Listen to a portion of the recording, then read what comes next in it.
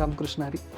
Once a foreigner came in Alandi and asked me, Maharaj, I have heard about the Wari. Can you explain the concept of Wari? I told him, Wari means big crowd of Warkaris, beautifully decorated chariots of Mauli Jnanavara and Shri Tukobaraya, the attractive and beautiful form of Vithuraya, and Warkaris having hope to see him. In short, Wari means the ecstasy. Ramakrishna. नमस्कार मंडळी, मी तृप्ती येवले तुमचं पुन्हा एकदा स्वागत करते the true deep talk या आपल्या podcast चॅनलमध्ये. काही प्रवास असे असतात जे एका ठिकाणी पोहोचवण्यासाठी नसतात, तर स्वतःचा शोध घेण्यासाठी असतात. म्हणजेच आपल्या महाराष्ट्राची वारी. महाराष्ट्राच्या वारीत लाखो प्रवासी प्रवास करतात, पण प्रत्येकाचा शोध मात्र वेगळा असतो. तर अशाच एका विषयावर आज आपण बोलणार आहोत, म्हणजेच आपली वारी, वारीची संस्कृती, विज्ञान आणि व्यवस्थापन. तर आज आपल्यासोबत आहेत प्रमोद महाराज. चला तर मग त्यांचं स्वागत करूयात आणि आपल्या गप्पांना सुरुवात करूयात. नमस्कार सर, तुमचं खूप खूप मनापासून स्वागत आहे आपल्या पॉडकास्टमध्ये.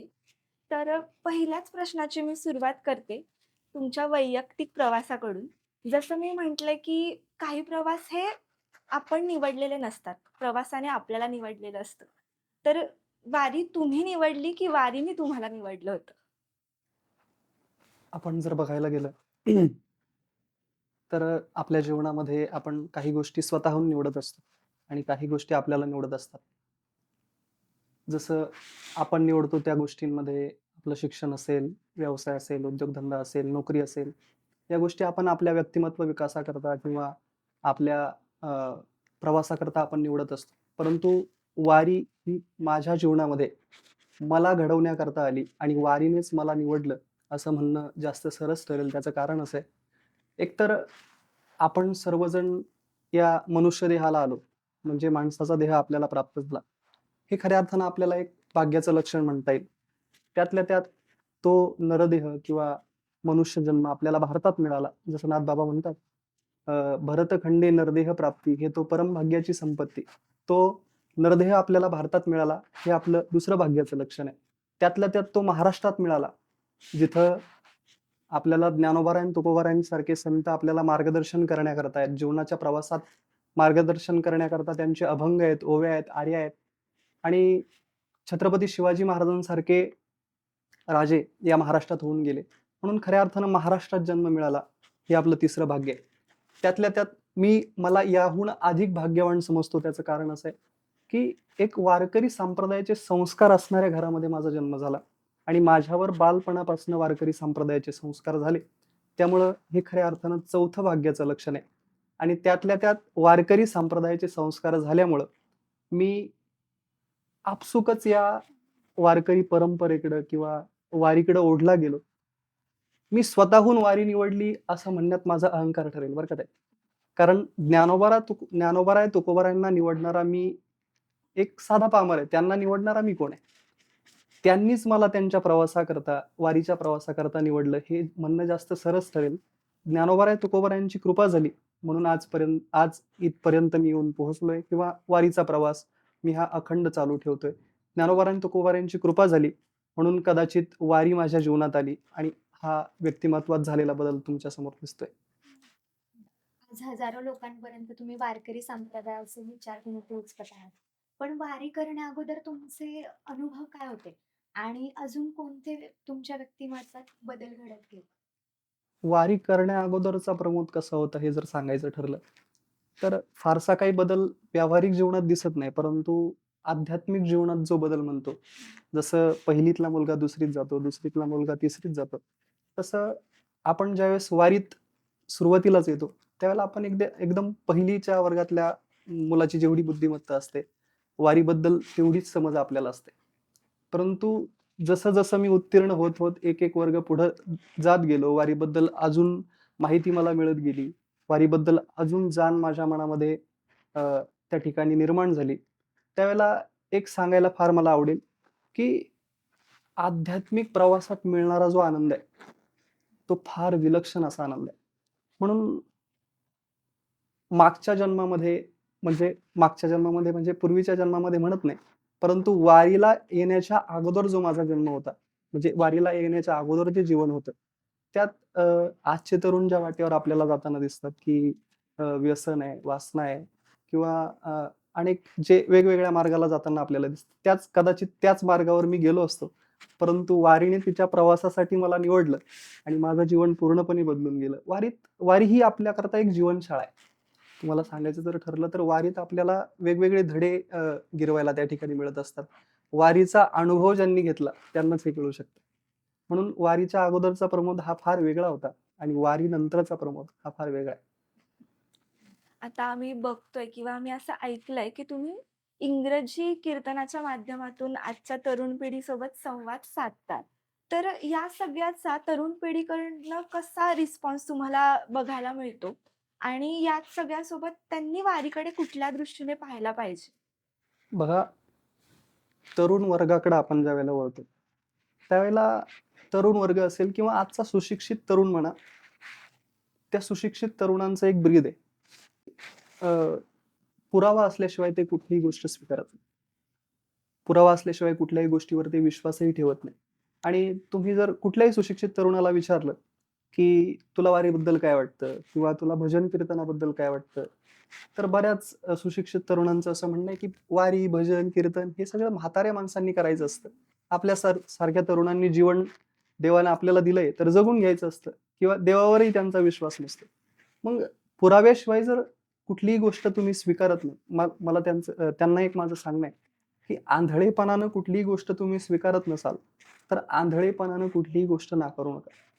If you are not accepting anything blindly, then don't reject anything blindly without knowing the reason. म्हणजे कारणाशिवाय आंधळेपणानं कुठलीही गोष्ट नाकारू नका. वारीचा अभ्यास ज्यावेळेला आपण करतो, मी म्हणा किंवा आजच्या सुशिक्षित तरुणाला ज्यावेळेला वारीचा अभ्यास करायला तो समोर घेतो, त्यावेळेला वारीबद्दल त्याची आत्मीयता निर्माण होते आणि वारीबद्दल अधिक जाणून घेण्याची उत्स्फूर्तता त्याच्या मनामध्ये जागृत होते. म्हणून आंधळेपणानं तुम्ही वारी बाजूला लोटू नका. आपल्या आजच्या तरुणात आपल्याला दिसतं, की कुठल्याही गोष्टीचा त्यांचा अभ्यास नसतो. परंतु चालत आलंय म्हणून ही वारी, भजन, कीर्तन ही सगळी म्हाताऱ्या माणसांनी करायच्या गोष्टी आहेत.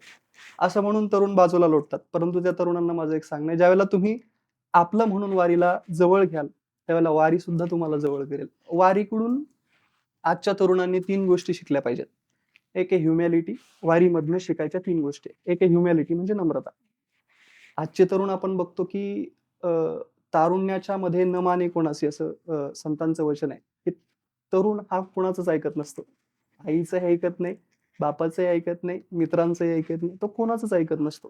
कुणालाच न ऐकणारा तरुण ज्यावेळेला वारीमध्ये येतो, त्यावेळेला त्याला नम्रतेचा सर्वात प्रथम धडा मिळतो, की वारीत आपल्याला जर जगायचं असेल, तर आपल्याला नम्र राहणं गरजेचं आहे. कारण इथं नम्र माणूसच प्रवास करू शकतो. दुसरा धडा फार महत्वाचा आहे. कम्युनिटी ज्याला आपण म्हणतो, सहजीवन. म्हणजे सोबत आपल्याला ध्येय माणसं भरपूर चालणारी सोबत, परंतु ध्येय जर एक असेल, तर कम्युनिटीने जर चाललं, तर लवकर ध्येयापर्यंत आपण पोहोचतो. म्हणजे सहजीवन ज्याला आपण म्हणतो. आणि तिसरं म्हणजे पर्पज ऑफ लाईफ. म्हणजे तुमच्या जीवनाचं ध्येय नेमकं काय आहे?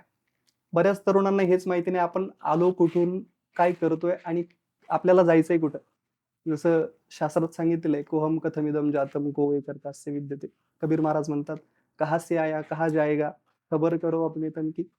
म्हणजे तुम्ही कुठून आलात, तुम्ही काय करताय, तुम्हाला काय केलं पाहिजे आणि तुम्हाला जायचंय कुठं, याचा जर परिचय तुम्हाला नसेल, तर फार दुर्गती झाल्याशिवाय राहत नाही. म्हणून आंधळेपणानं वारी बाजूला लोटू नका. वारीचा अभ्यास करा आणि वारीबद्दल तुम्हाला काय वाटतं, मी या व्यासपीठावरून शाश्वती देऊन सांगतो, जो वारीचा अभ्यास करेल, त्याला त्याच्या अंतःकरणात वारीविषयी आत्मीयता जागृत झाल्याशिवाय राहणार नाही. हैबत बाबांचं नाव आलं की आधुनिक पालखी सोहळ्याची चर्चा म्हणजे आपल्याकडे. तर मग वारी सुरू करण्यामध्ये हैबत बाबांचं किती मोठं योगदान आहे? वारी तशी पूर्वीपासूनच सुरू आहे.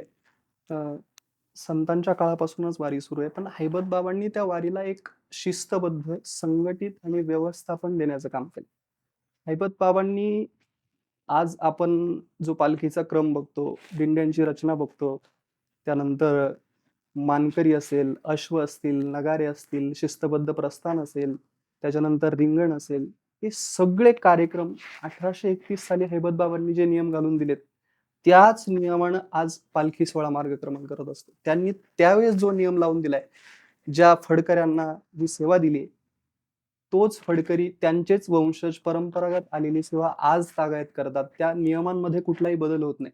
नाहीतर तुम्ही बघा, आजच्या काळात भरपूर प्रसिद्ध कीर्तनकार आहेत, ज्यांना सोशल मीडिया फेम आहेत, परंतु त्यांना तिथं संधी मिळत नाही का?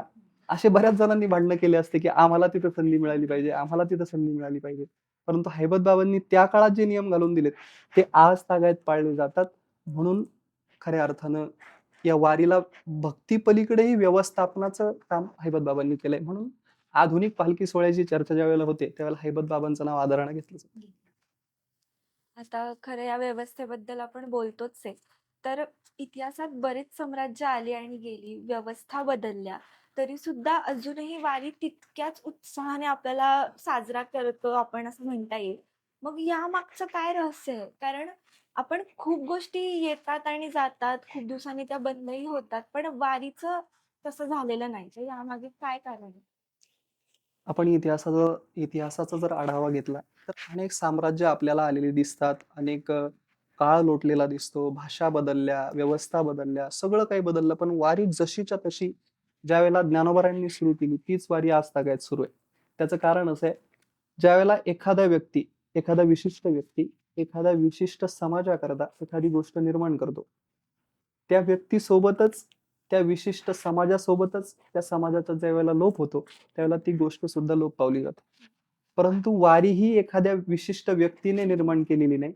एखाद्या विशिष्ट समाजाकरता निर्माण केलेली नाही. एखाद्या विशिष्ट समाजाकरता का म्हणतोय मी? कारण संतांनी इथं भेदभाव केला नाही. मोठा नाही, लहान नाही, गरीब नाही, श्रीमंत नाही. हा या जातीचा, तो त्या जातीचा, हा या धर्माचा, तो त्या धर्माचा, असा कुठलाही भेदभाव वारीमध्ये केला जात नाही. या रे लहान थोर, याती भलती नारी नर. तुमची जात कुठलीही असू द्या. तुम्ही नारी असू द्या, म्हणजे पुरुष असू द्या, महिला असू द्या, महिलांना सुद्धा तेवढाच मान आहे. आणि म्हणून कुठेतरी प्रत्येक जनसामान्यांच्या हृदयात, अंतःकरणात वारीनं घर केलंय त्या काळापासून. म्हणून राजे बदलले, व्यवस्था बदलल्या, काळ बदलला, परंतु वारी प्रत्येकाच्या अंतःकरणात त्यावेळेला जशी रुजू झाली, त्या आज सुद्धा अगदी त्याच पद्धतीनं रुजू आहे. वारीत जे रिंगण केलं जातं ते प्रत्येक वारकऱ्याच्या जिव्हाळ्याचा क्षण असतो खरं तर. तर मग त्या रिंगणाचं मूळ आणि महत्व नक्की काय? वारीतलं रिंगण हे भक्तिभावाचा सर्वोच्च आविष्कार मानला जातो. अ, वारीत ज्यावेळेला रिंगण होतं, त्यावेळेला सगळे वारकरी त्या वर्तुळामध्ये, रिंगण म्हणजे वर्तुळामध्ये उभे असतात आणि तो माऊलींचा अश्व आहे. तो त्या गोल रिंगणामध्ये दौड ज्यावेळेला घेतो, त्या अश्वाच्या टापाखालीली जी धूळ आहे, ती धूळ प्रत्येक वारकरी आपल्या मस्तकावर लावत असतो. जणू तो अश्व माऊलींच्या चैतन्य रूपानेच आपल्यापर्यंत आलाय आणि माऊलींचे रजकणच जणू त्या धुळीत आहे. या भावनेने वारकरी त्या ठिकाणी ती धूळ आपल्या माथ्याला लावत असतो आणि त्यामागचा संदेश असा आहे, वर्तुळ जर आपण बघितलं, तर त्याला सुरुवातही नाही, शेवट नाही, आरंभही नाही आणि अंतही नाही. ते समतेचं प्रतीक आहे, बंधुतेचं प्रतीक आहे. म्हणून त्या वर्तुळात जो आला, तो मोठा नाही, लहान नाही, श्रीमंत नाही, गरीब नाही, त्यामध्ये कुठलाच भेदभाव राहत नाही. म्हणून ते समतेचं आणि बंधुतेचं जी शिकवण संतांनी आपल्याला दिली, ते रिंगण त्याचं प्रतीक आहे. आणि त्यातल्या त्यात माऊली रिंगणाच्या अगदी मधोमध असतात. त्यातून अजून एक असा संदेश जातो, की भगवंत हा केंद्रस्थानी आहे आणि आपण त्याच्या भोवती जशी सूर्याभोवती पृथ्वी परिक्रमा करतो, तशी आपण भगवंताभोवती परिक्रमा करत आहोत. असा एक सामान्य संदेश आहे. आता जसं तुम्ही उल्लेख केलात, की रिंगणातली धूळ जी असते ती वारकरी माथ्याला लावतात. तर त्याच्यामागे असं काही खास कारण आहे का फक्त श्रद्धा म्हणून हे केलं जातं? श्रद्धा म्हणून म्हणता येईल. खास कारण, की त्या भक्तिभावात अ, आसपासचं जे वातावरण आहे, ते धनप्रभारित होत असतं. म्हणजे पॉझिटिव्ह एनर्जी आसपासच्या वातावरणात निर्माण होत असते आणि ती रजक कण, ते धूळ ज्यावेळेला वारकरी माथ्यावरती लावतो, त्यावेळेला त्याला एक वेगळा आनंद, वेगळी उत्स्फूर्तता अंतःकरणात जागृत झालेली दिसते. श्रद्धेचा भाग म्हणता येईल किंवा विज्ञानाचा भाग. अ, जसं बघा, एखाद्या ठिकाणी पॉझिटिव्ह एनर्जी असते असं आपल्याला जाणवतं. एखाद्या ठिकाणी निगेटिव्ह एनर्जी असते असं आपल्याला जाणवतं. म्हणून रिंगण हे भक्तिभावाचं सर्वोच्च आविष्कार आणि तो धनप्रभारित झालेला जो भाग आहे, त्या ठिकाणची धूळ माथ्यावरती लावल्यानंतर वारकऱ्याला साहजिक आनंद होतो. म्हणून वारकऱ्यांची श्रद्धा म्हणा किंवा विद्वान म्हणा. जर एखाद्या व्यक्तीने रिंगणाचा फक्त एकदा अनुभव घेतला, तर त्याला वारीचं तत्वज्ञान कितपत समजू शकतं? काय वाटतं? रिंगण हे वारीचा भाग आहे. हं, वारी रिंगणाचा भाग नाही. हं, रिंगणाचा अनुभव घेतला तर कदाचित एखादं तत्व त्याला समजू शकतं. त्यातली शिकवण त्याला समजू शकते. परंतु संपूर्ण वारी अनुभवायची असेल, हं. तर आळंदीपासून पंढरपुरापर्यंत आणि पंढरपूरपासून पुन्हा आळंदीपर्यंत प्रवास करायलाच पाहिजे. आता खरं लाखो लोक आणि शेकडो दिंड्या आपल्याला बघायला मिळतात. अनेक दिवसांचा हा प्रवास असतो. लोकं अजिबात थकत नाहीत एवढा हा प्रवास. कारण आपण असं नुसतं इथून इथे जायचं म्हटलं, की आपल्याला कंटाळा येतो. पण लोकं एवढ्या एनर्जीने तिथपर्यंत जातात. तर त्यामागे काय आहे असं तुम्ही सांगाल? लोकं म्हणतात आम्हाला विठ्ठल दिसतो वारीत. तर याचं काय कारण आहे? लोक जसं म्हणतात की विठ्ठल दिसतो, त्यांच्या समोर ध्येय स्पष्ट आहे. त्यांना पांडुरंगापर्यंत पोहोचायचंय, पांडुरंगाचं दर्शन घ्यायचं. हे ध्येय स्पष्ट असल्यानंतर माणूस थकत नाही. आपण आपल्या दैनंदिन जीवनात पण बघतो. ध्येय ज्याचं स्पष्ट आहे, तो शेवटापर्यंत पोहोचल्याशिवाय राहत नाही. आणि ह्या ज्या लाखो दिंड्या आपण बघतो, लाखो लोक मार्गक्रमण करतायत. कुठलाच वारकरी थकत नाही. त्याचं एक कारण असं आहे, की टाळ मृदुंगाचा जो नाद आहे, त्या टाळ मृदुंगाच्या नादातून मी म्हटलं तुम्हाला, आसपासचं वातावरण पॉझिटिव्ह एनर्जीनं त्या ठिकाणी भरभरून निघत असतं. जसं आत्ताच्या वैज्ञानिक शोधांमध्ये असं लक्षात आलंय, की संगीताचा परिणाम जनावरांवर सुद्धा होतो.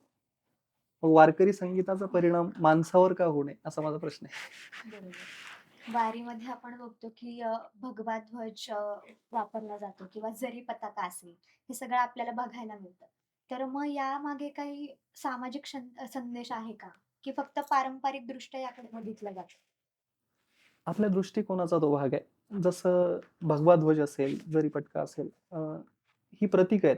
जीवनमूल्यांची प्रतीक आहे. मी तुम्हाला असं सांगेल, की भगवा ध्वज असेल, ते वैराग्याचं प्रतीक आहे, त्यागाचं प्रतीक आहे, ज्ञानाचं प्रतीक आहे, अजून पावित्र्याचं प्रतीक आहे.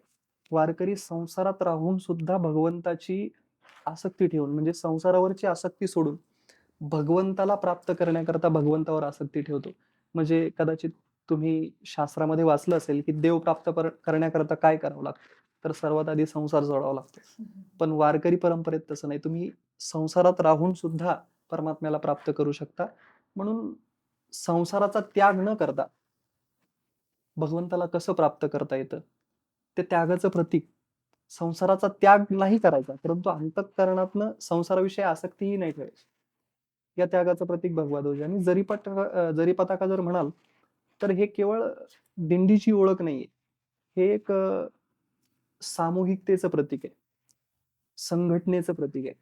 त्या जरी पटक्याकडे पाहून अख्खा पालखी सोहळा मार्गक्रमण करत असतो. म्हणून त्याला व्यवस्थापनाचं, संघटनेचं प्रतीक आपल्याला म्हणता येईल. जसं आपण बघतो, की वारीत शिस्त आपल्याला खूपच छान बघायला मिळतं. तर त्यामुळेच आजच्या मॅनेजमेंट इन्स्टिट्यूट वारीचा अभ्यास करायला लागली आहेत. तर आजच्या आधुनिक व्यवस्थापनाने वारीकडून नेमकं काय घेतलं पाहिजे? वारीकडे जर आपण आधुनिक व्यवस्थापन शास्त्राच्या दृष्टिकोनातून जर बघितलं, तरी वारी ही सगळ्यात पहिली स्वयंप्रेरित यशस्वी व्यवस्थापन व्यवस्था आहे. त्याचं कारण असं आहे, की अनेक इन्स्टिट्यूट्स आपल्याला वारीच्या व्यवस्थापनाचा अभ्यास करताना दिसतात. त्यांनी वारीतून काय घेतलं पाहिजे? तर माझ्या मते त्यांनी भरपूर घेण्यासारखं आहे, बाकीच्या गोष्टी आहेत. परंतु मुख्य 3 गोष्टी मी तुम्हाला घेण्यासारख्या सांगतो. आजच्या व्यवस्थापन शास्त्रानं सगळ्यात पहिला संदेश वारीकडून, सगळ्यात पहिलं तत्व वारीकडून घेतलं पाहिजे. त्याचं नाव आहे शेअर्ड व्हिजन. म्हणजे ज्याला आपण म्हणतो ध्येय. प्रवास करणारे भरपूर आहेत. वारीत प्रवास करणारा प्रत्येक वारकरी हा वेगवेगळ्या गावातला आहे. त्याची सामाजिक, आर्थिक पार्श्वभूमी पूर्णपणे वेगळी आहे. परंतु प्रत्येकाचं ध्येय एक आहे. त्याला शेअर्ड व्हिजन असं म्हणतात. आणि व्हिजन एक असलं, ध्येय एक असलं, की विविधतेमध्ये सुद्धा एकता निर्माण होते. म्हणजे आता तुम्ही आहे आणि मी आहे. आपल्याला दोघांना पण मुंबईला जायचंय. आणि रस्त्यामध्ये कुठेतरी लोणावळ्याच्या ठिकाणी आपली भेट झाली आणि मला असं कळालं, की तुम्हाला पण मुंबईला जायचंय, मला पण मुंबईला जायचंय. दोघांचं ध्येय एक आहे. त्यामुळं आपण आपापली कामं व्यवस्थित करून मुंबईला लवकर पोहोचू शकतो. म्हणजे प्रत्येकाचं ध्येय वेगळं आहे. ध्येय एक आहे, परंतु प्रवास पार्श्वभूमी जरी वेगळी असली, तरी ध्येय एक असल्यामुळं तो प्रवास अधिक सुलभ होतो. हे पहिला धडा घेण्यासारखा आहे व्यवस्थापन शास्त्र. त्यानंतर दुसरा धडा फार महत्वाचा आहे, की वारीतलं जे नेतृत्व आहे, ते नेतृत्व आदेशानं चालत नाही. त्याला असं म्हणता येईल, की कुणी एखादा विशिष्ट अधिकारी अधिकार बजावतोय आणि सांगतोय वारकऱ्यांनो तुम्ही शांत राहा, असं नाही. तो अधिकार बजावणारा कोण आहे? त्यानं अगोदर सेवा केली. म्हणजे सेवेतून त्या ठिकाणी अधिकार त्याचा निष्पन्न झालेला आहे. त्याला सर्व्हंट लीडरशिप असं आधुनिक व्यवस्थापन शास्त्राच्या भाषेत आपल्याला म्हणता येईल, की अगोदर सेवा करा. संतांनी सुद्धा तेच सांगितलं, तैसे संत जगी क्रिया करुणी दाविती अंगी. अगोदर स्वतः केलं आणि मग जगाला सांगितलं आणि त्याचा प्रभाव जास्त पडतो. जर एखादा अधिकार बजवायला लागला तर त्याचा राग येतो आपल्याला, परंतु त्याची सेवा तेवढी असेल तर त्याचा राग येणं आपल्याला संभवत नाही. त्याचं कारण असं आहे, त्यानं सेवेतून तो अधिकार प्राप्त केलेला आहे. म्हणून वारीतलं जे नेतृत्व आहे, सर्व्हंट लीडरशिप, प्रत्येक जण स्वतःचं काम स्वतः करणार आणि स्वतःच्या वाट्याला जेवढी सेवा आली तेवढी तो पार पाडणारच. म्हणून दुसरा धडा घेण्यासारखा आहे सर्व्हंट लीडरशिप. आणि तिसरा धडा फार महत्वाचा आहे, ज्याला आपण विकेंद्रीकरण म्हणतो. ही वारी जी आहे, पालखी सोहळा जो आहे, तो एका माणसाच्या आधिपत्याखाली चालत नाही. एका माणसाच्या आदेशाखाली चालत नाही. हा पालखी सोहळा, यातली प्रत्येक कामं असतील, ही प्रत्येकाला वाटून दिली आहेत.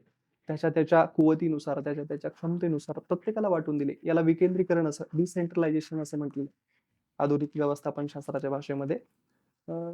प्रत्येकानं आपापलं काम व्यवस्थित केलं की ध्येय लवकर आपल्याला गाठता येईल. वारीमध्ये आपण बघतो की प्रत्येक जण 15 ते 20 किलोमीटर रोज चालत असतो.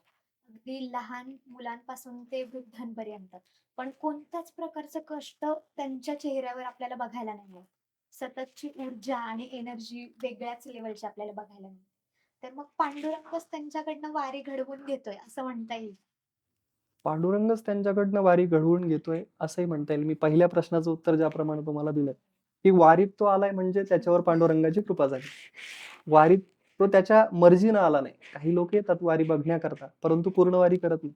वारीत जो आला तो पांडुरंगाच्या इच्छेनं आला आणि वारीतून जो गेला तो सुद्धा पांडुरंगाच्या इच्छेने गेला. म्हणून पांडुरंगाची इच्छा होती म्हणून तो तिथपर्यंत आला.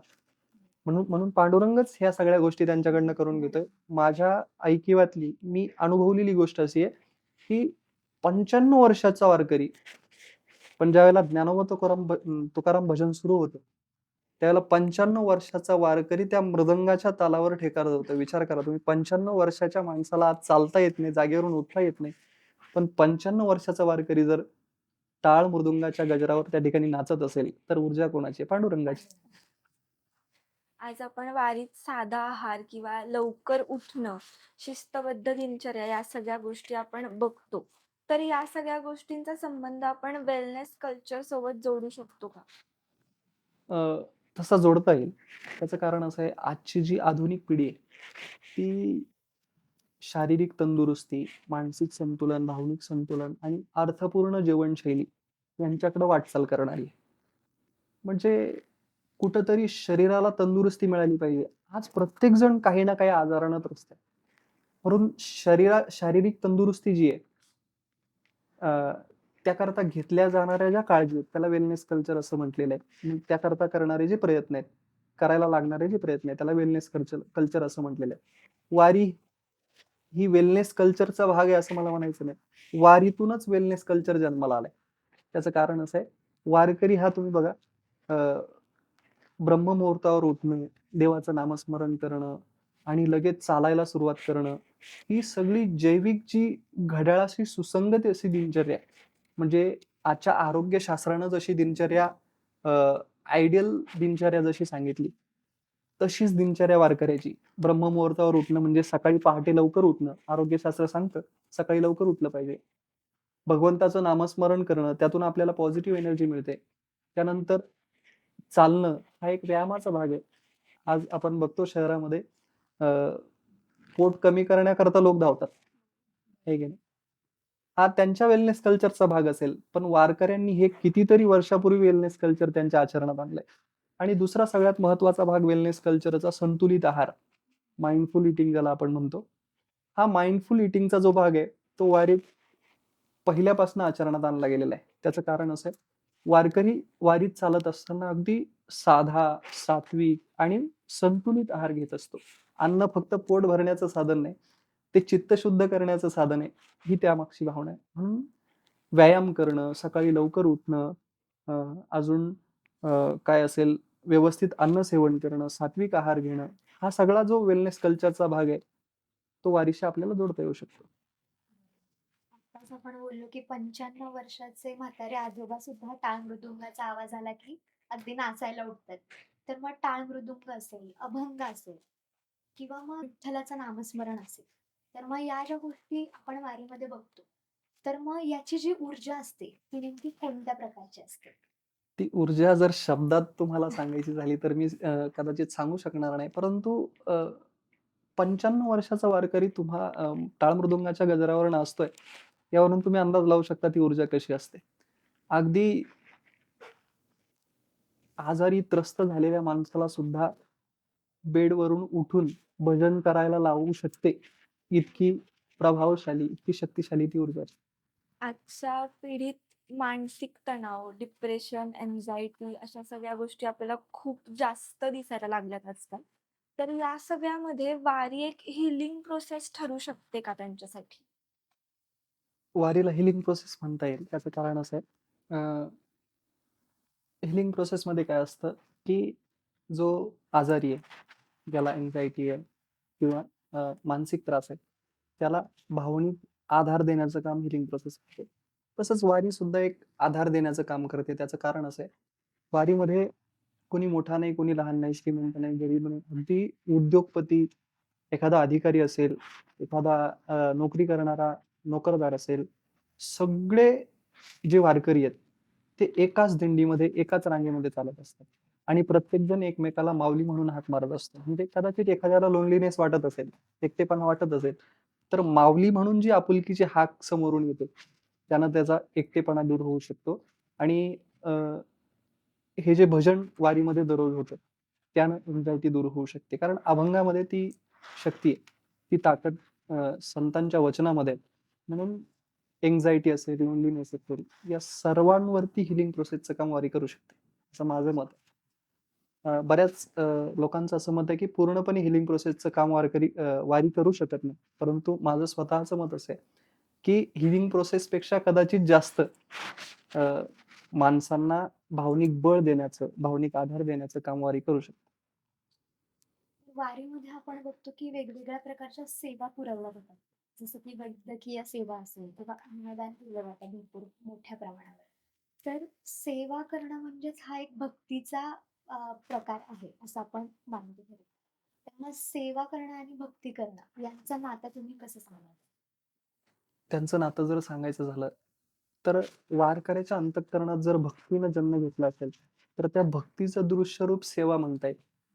त्याचं कारण असं आहे, आपण वारीच्या वाटेवर बघतो, अनेक जण वेगवेगळ्या सेवा करत असतात. कुणी अ, वारकऱ्यांना पाणी पुरवतं, कुणी त्यांच्या जेवणाची व्यवस्था करतं, कुणी त्यांना रेनकोट देतं, कुणी छत्र्या देतं, कुणी कपडे देतं, कुणी त्यांच्या पायांना फोड आलेत म्हणून तेल लावून देतं, त्यांची मसाज करून देतं. अशा वेगवेगळ्या प्रकारच्या सेवा प्रत्येकजण वारीच्या वाटेवरती करत असतो. संतांनी सुद्धा सांगितलंय, की तुकोबराय जसं म्हटले, "जे का रंजले गांजले, त्यासी म्हणे जो आपुले." अ, म्हणजे रजलेल्या गांजलेल्यांना आपलं म्हणणं, हा खरा साधूचा स्वभाव आहे. म्हणून वारीच्या वाटेवरती तहानलेल्यांना पाणी देणं, भुकेलेल्यांना अन्न देणं, हा खरा तर एक भक्तीचाच भाग आहे. कारण ते संतांनीच सांगून ठेवलंय. आता जसं ती म्हणाली, की भरपूर प्रमाणात सेवा होते, जेवण, निवाऱ्याची सोय केली जाते. तर ह्या सगळ्या गोष्टीची व्यवस्था एखाद्या यंत्रणेशिवाय कशी काय शक्य होते त्या काळात? याचं सगळं श्रेय मी तुम्हाला पहिल्यांदा सांगितलं हैबत बाबांना दिलं जातं. अ, वारीच्या वाटेवर प्रत्येकजण स्वयंसेवक म्हणून सक्रिय असतो. प्रत्येकजण स्वतःची सेवा स्वतः करायला तत्पर असतो आणि ज्या गावातून वारी जाते, त्या गावातले गावकरी सुद्धा वारकऱ्यांची सेवा करण्याकरता तेवढे तत्पर असतात. अ, जर आपण आधुनिक जे प्रोग्राम बघितले, ते यंत्रणेशिवाय शक्य नाही. कुठलीतरी यंत्रणा त्यामागे काम करत असते. परंतु वारीला कुठल्याही यंत्रणेची गरज नाही. पोलीस बंदोबस्त वारीला दिला जातो, परंतु तो वारकऱ्यांकरता नाही. तो चोरांपासून सावध वारकऱ्यांचं संरक्षण करण्याकरता असेल, अजून काही बाबी असतील. परंतु वारकरी हा एवढा शिस्तबद्ध आहे, की त्याला कुठल्याही पोलीस बंदोबस्ताची गरज नाही. म्हणून वारी जी आहे, वारकरी जो आहे, तो सगळ्यात शिस्तबद्ध आपण म्हणू शकतो. हां, प्रत्येकजण सेवा करण्याकरता तत्पर आहे. म्हणून कुठल्याही यंत्रणेची वारीला गरज नाही. जसं आपण बघतो की अनेक छोट्या-छोट्या गावांमधनं सुद्धा दिंड्या, वाऱ्या निघाल्या जातात. पण यांचं मग अर्थव्यवस्थेचा नक्की काय हे असतं? कारण या गावांमध्ये अगदीच म्हणजे पैशांचा तर प्रश्न येतोच. मग या गावांच्या अर्थव्यवस्थेवर नक्की काय परिणाम होतो? बघा, माऊलींचा पालखी सोहळा ज्या गावातनं जातो, त्या गावांच्या अर्थव्यवस्थेवर फार मोठा परिणाम होतो. जणू अर्थव्यवस्थेच्या चैतन्याची लाटच त्या गावात येते. वारकरी ज्यावेळेला त्या गावामध्ये जातात, त्यावेळेला ते गावकरी वर्षभर त्या दिवसाची वाट पाहत असतात. त्याचं कारण असं आहे, सर्वप्रथम अन्नधान्य पुरवणारे जे असतील, पाणी पुरवठा करणारे असतील, अजूनही काही गोष्टी असतील, छत्र्या वाटप, कपडे वाटप करणारे, वाटप म्हणण्यापेक्षा ज्यांची दुकानं आहेत, अन्नधान्य पुरवणारे, पाणी पुरवणारे, चहा, नाश्ता, औषधं, या सगळ्या गोष्टींची मागणी त्या ठिकाणी वाढली जाते. म्हणून अगदी हातगाडीवाल्यापासनं तर शेतकऱ्यापर्यंत, ते स्थानिक उत्पादकांपर्यंत प्रत्येकाच्या खिशावर त्याचा परिणाम होतो. प्रत्येकाच्या खिशाला रोजगार मिळतो. अ, स्थानिक बचत गट असतील, त्यांचे उद्योगधंदे, व्यवसाय असतील, प्रत्येकाला चालना मिळत असते. म्हणून ते गावकरी प्रत्येक वर्षी आपल्या गावात पालखी केव्हा येते याची वाट पाहत असतात. कारण अर्थव्यवस्थेवर फार मोठा परिणाम आहे. कारण पालखीसोबत जवळपास 8 ते 10 लाख लोकं असतात. मग 8 ते 10 लाख लोकांचा ताफा जर एखाद्या गावात गेला, छोट्याशा गावात गेला, तर त्याचा अर्थव्यवस्थेवर, त्या गावाच्या अर्थव्यवस्थेवर किती परिणाम होईल, हे वेगळं सांगण्याची गरज नाही. आता खरं तर आपण जाण्याचा जो प्रवास आहे त्याच्याबद्दल बोललो.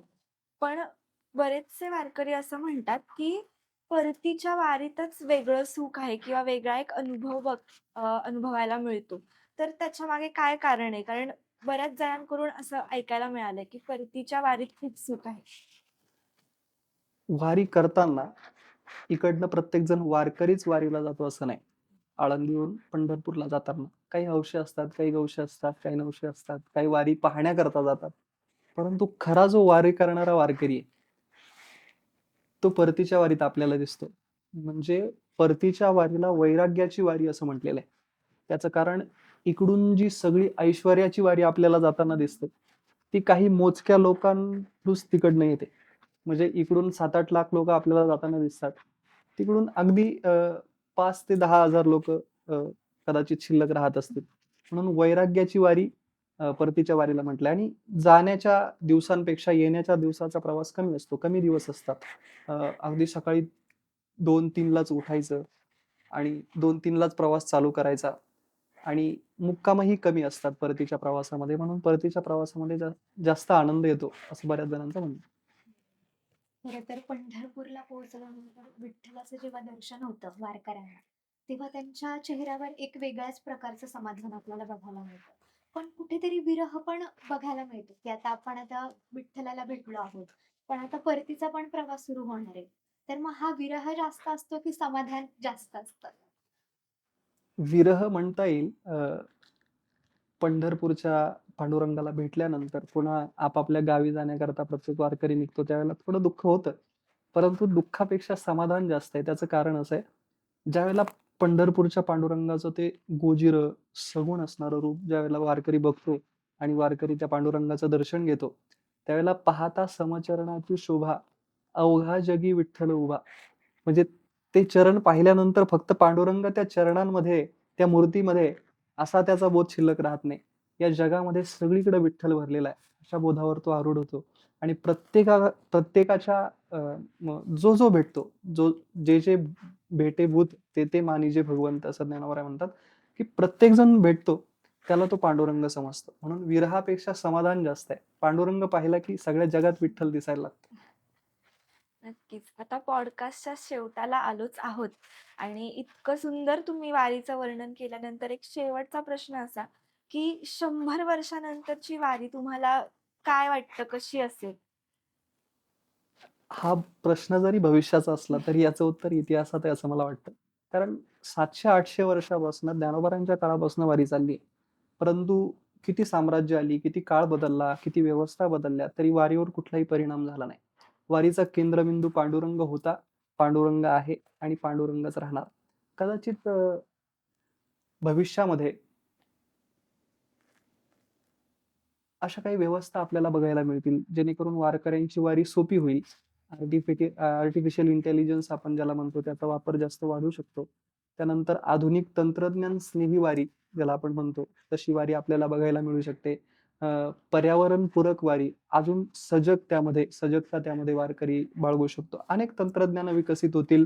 वारकऱ्यांचं जीवन अ, वारी जी आहे, ती अगदी अतिशय सहज व्हावी याकरता तंत्रज्ञान प्रयत्न करू शकतं. परंतु 100 वर्षानंतर सुद्धा वारीचा केंद्रबिंदू पांडुरंगच आहे आणि पांडुरंगच राहणार.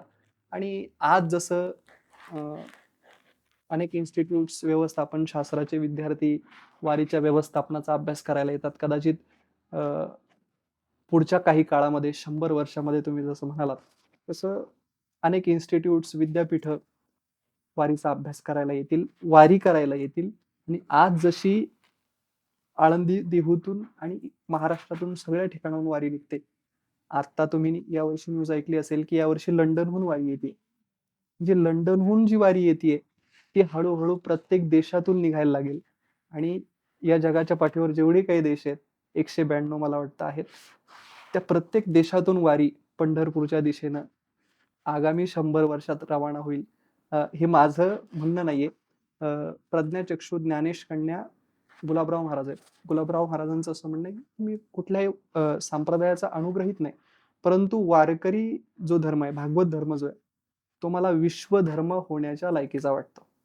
म्हणजे विश्वातल्या लोकांनी याचं आचरण करावं, एवढा श्रेष्ठ आपला भागवत धर्म आहे, वारकरी संप्रदाय.